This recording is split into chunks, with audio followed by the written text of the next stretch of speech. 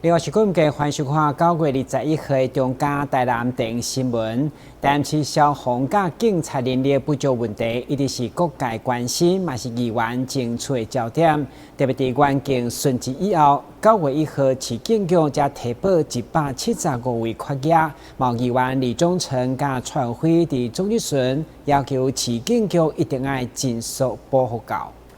台南县境顺治以后，引发编制不足的检讨。对此，议员李宗成甲蔡玉辉伫自发言纷纷表示，消防局111年已经完成分期扩编477人，不过警察局预算原额也有不足175个。伫因8月23总集训过后，9月1号才提报缺额，这个到底当时才会当补齐？原来是4474人，然后现有只有4297人，所以总共的 total 少了175人，是不是这样？报告一说，这个有滚动式的会去做修正现有员额啦，因为我们9月份又补了一批巡官跟警员审视交流回来的啊，我们也有调出的。所以这个是原额的部分啊，还没有增额之前嘛，是不是？是现有的预算原额，对吧？现有的预算原额，所以未来我们175人会把它全部补足嘛，是不是这个意思？这个175，简单讲就是中央可以立即补给我们的，只要它有原额，有警力可以来我们台南市，随时都可以补进来，没有再分多久的时间就对了。是。另外，有关警察一旦大打疫情，可能牵涉的刑事有罪、甲民事赔偿等争议，伫警械使用条例司法进程的过渡期，到底谁要负责？市警局长答应，司法进程牵涉民事赔偿的部分，一定会寻求民间的资源处理到底，要互县警开一身钱。台湾新闻管制林光采访报道。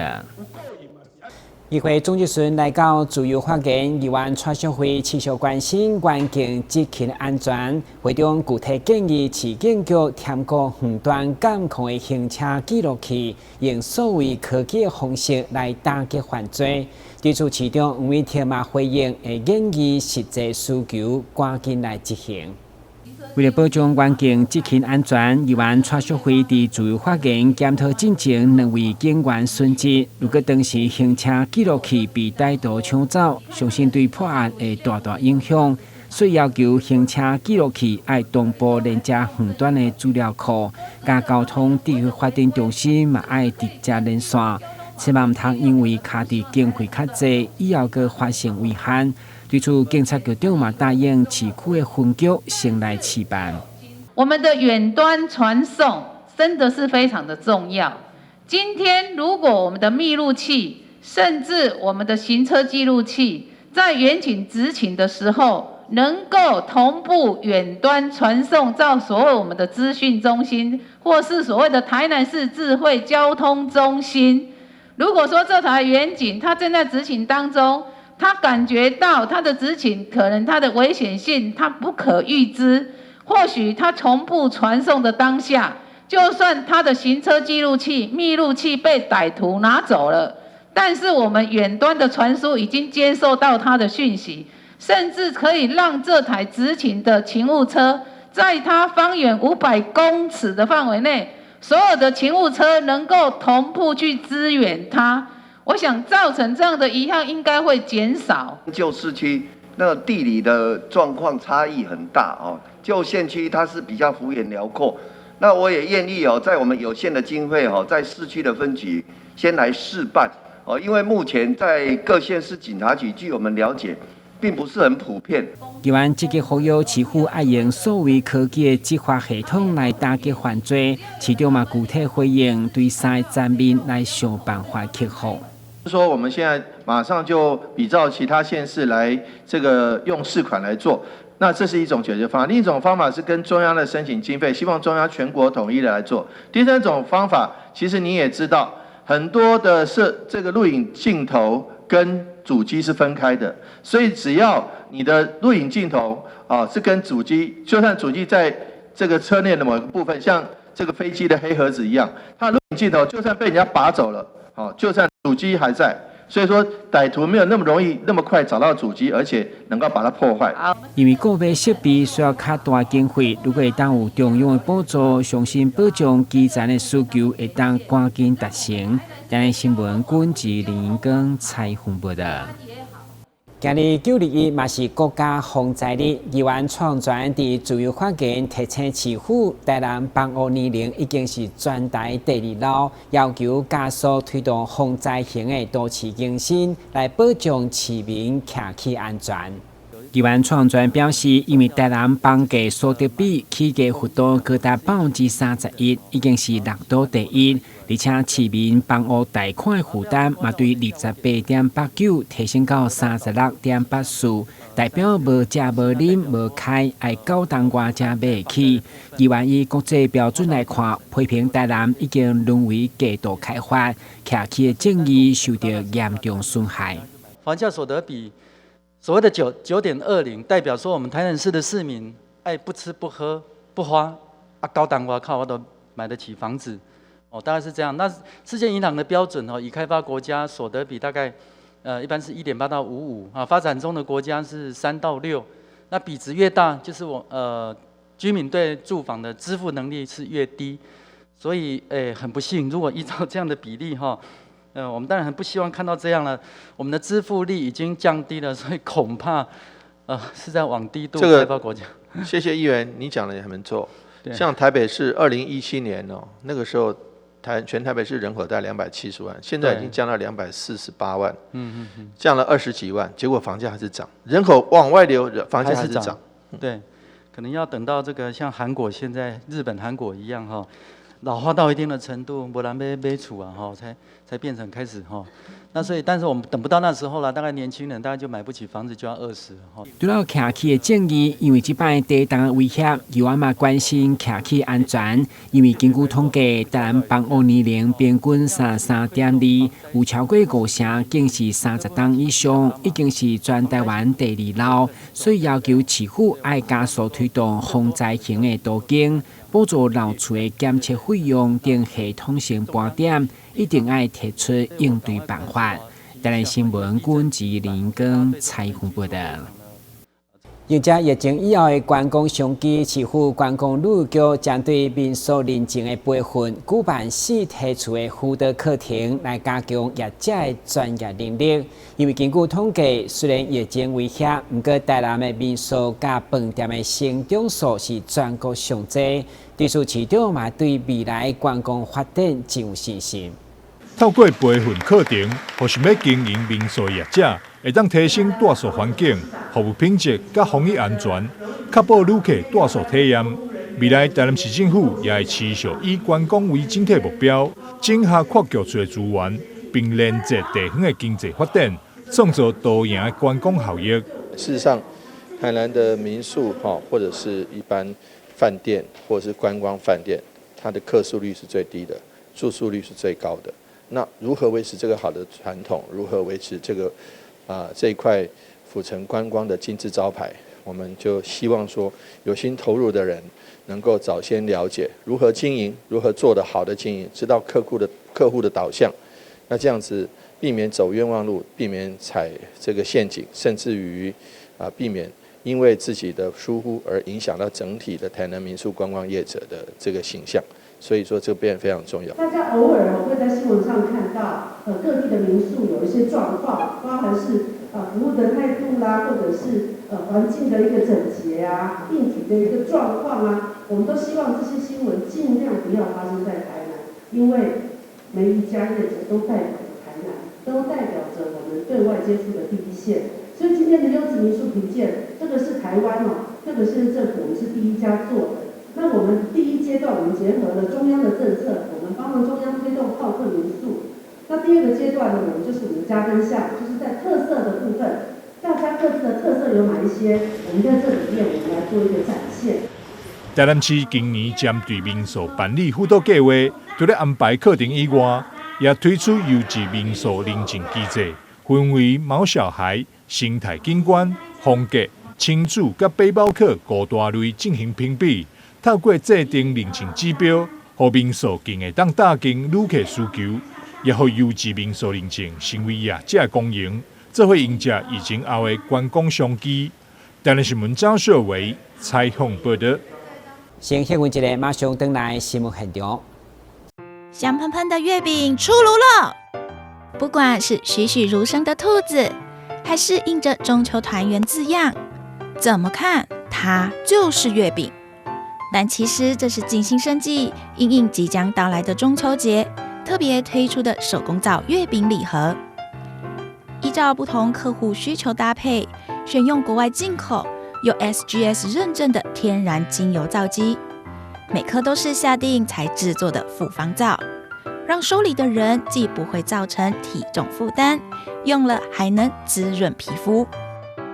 我们精心所调配这个月饼精油皂比较特殊，就是说我们针对这个皂的设计是用途是做洗脸的，还有洗身体的。那用在洗脸的部分，我们是针对像这个上面有一种姜黄跟藏红花，跟这个香茅是比较属于混合性肌肤，而且混合性肌肤有些是皮肤比较偏干。那偏干的话，我们的里面的皂基就会添加一些天然的氨基酸，让它洗完保湿以外，还能让它滋润一点。那一般的皂呢，他们就洗完可能就是保湿而已，可是等一下就变干了。那但是我们的皂不一样哦，就是洗完之后，它就是因为是复方的关系，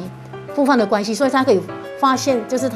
他们的精油皂的一个滋润跟保湿的一个功能。那洗身体的话，它会针对皮肤等一下去角质，跟皮肤我们形成长期这样洗精油皂，其实的好处就是说，让我们皮肤再形成一个保护膜，增加一个保护力。那洗一般的皂当然不行，洗一般皂你如果干涉的话，就是清洁而已，但是你可能还要再抹一下乳液啊，做一下保湿。要不然你在冷气房下的话，你会觉得怎么那么干，很不舒服。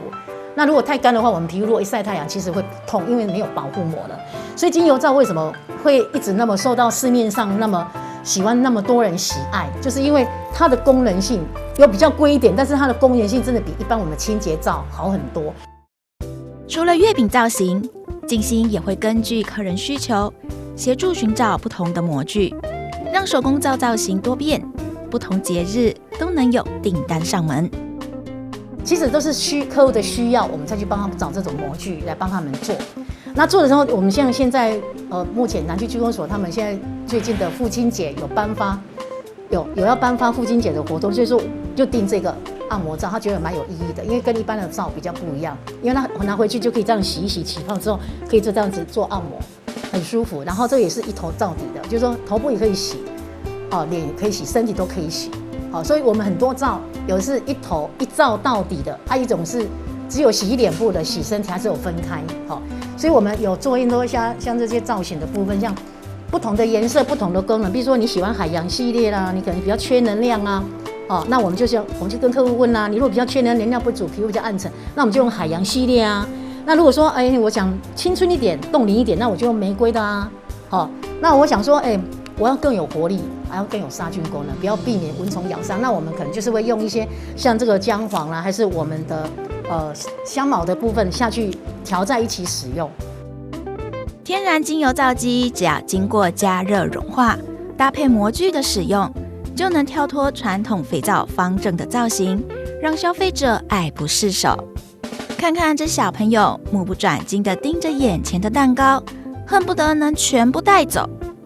未来过节烦恼到底该送什么礼盒，才不会让对方吃下太多热量？手工皂礼盒或许是个不错的新选择。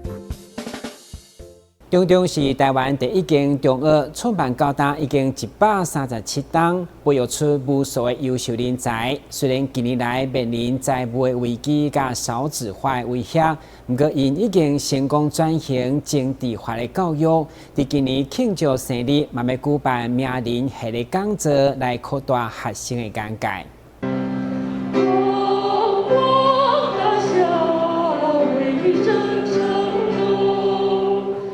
近20年来，中英中学高中部录取医科的毕业生已经达到168人，正日顶大就读者更是高达1000人。你今年面临108新课纲的挑战，精英班更有9成以上的学生考取国立大学。另外，伫高职部的部分，正20年嘛有500多人进入国立科大就读，显示学校成功转型精致化教育好成绩。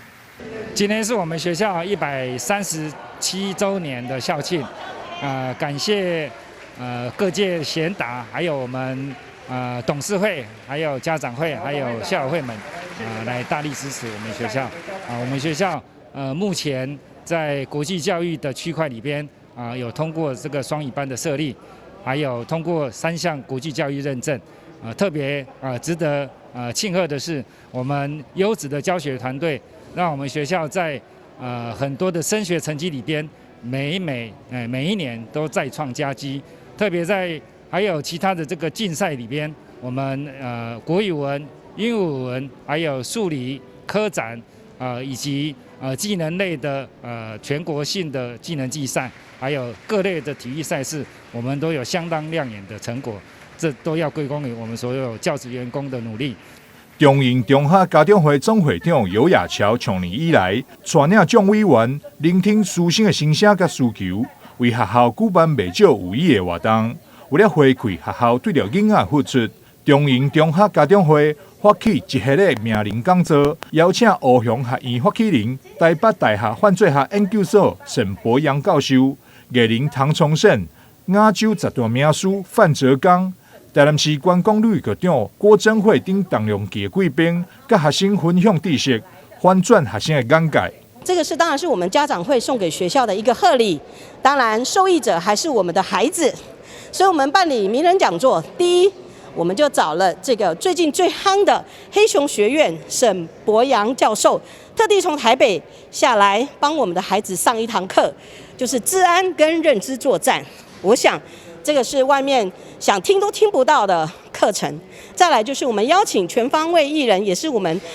台南人，就是唐崇盛先生，他来为我们演讲，帮我们分析以及分享他的这个成长，还有他如何能够成为全方位的艺人。然后再来就是邀请亚洲10大名师范泽刚先生来分享，如果你要当一个老板，你有没有具备这些条件？